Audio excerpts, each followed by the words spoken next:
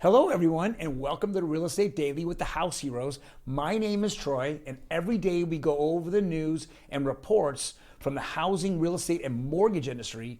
Today, we're very excited to go over several different articles.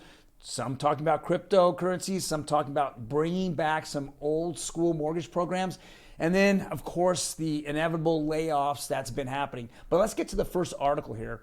This is from CNBC. It says Greenwich estate owner will accept Bitcoin or Ethereum cryptocurrency as payment for $6.5 million property.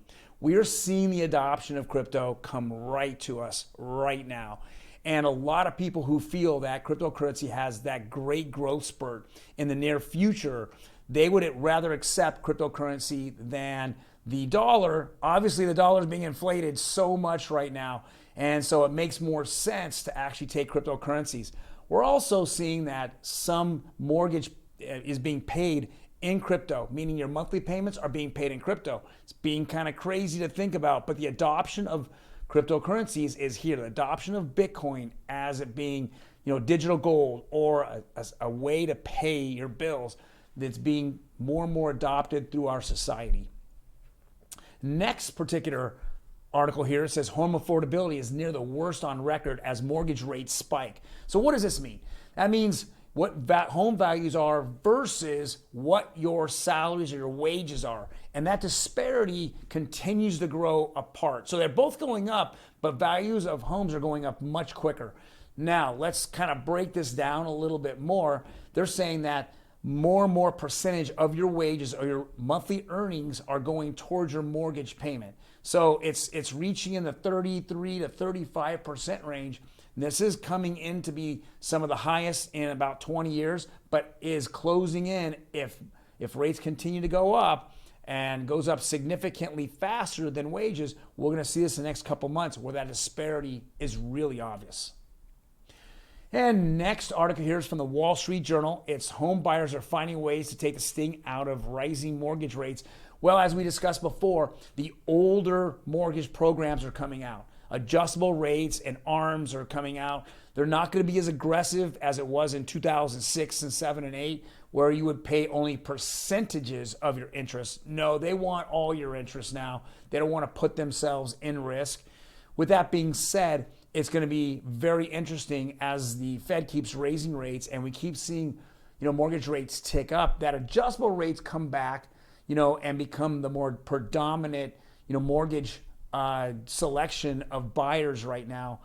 So we're excited about this. We're seeing those rates that people are getting, maybe a 3, 4, 7, 10-year adjustable rate, where people will gamble that rates are going to float back down in the next, 2, 4, or 5 years, and they can refi out of those adjustable rates. I would definitely consult a mortgage professional and ask them about it, because these are the rates that are going to be taking over now, I think from now on to probably the next year, year and a half. Another article is Mr. Cooper is laying off 250, predicts 2 tough quarters ahead. We know the refi market is just taking a big hit. Underwriters, processors, and even, loan officers are having issues getting, a lot transactions through. We obviously know that the housing market has slowed down, and it's slowed down because there's just not enough inventory.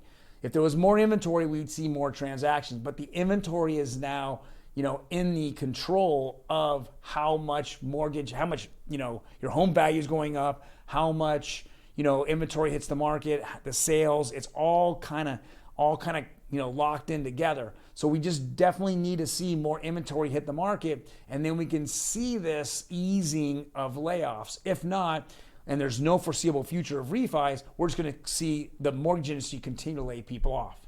And the last article here is, of course, Optimum Blue. We're going to go over the rates here. This is as of 6 p.m. on Friday. 30-year conforming conventional went up about 6 basis points to 5.41. We're closing in on 5.5. 30-year jumbo is 4.9. It definitely, by the end of this month, it'll be at 5%.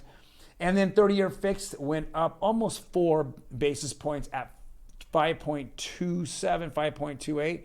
So we're seeing it float up. In my prediction, I think that everything's going to, precede what happens on Wednesday when the Fed meets and they're going to raise 50 basis points. I feel that these numbers already have that 50 basis points baked in and possibly another 50 basis points in a near future Fed meeting.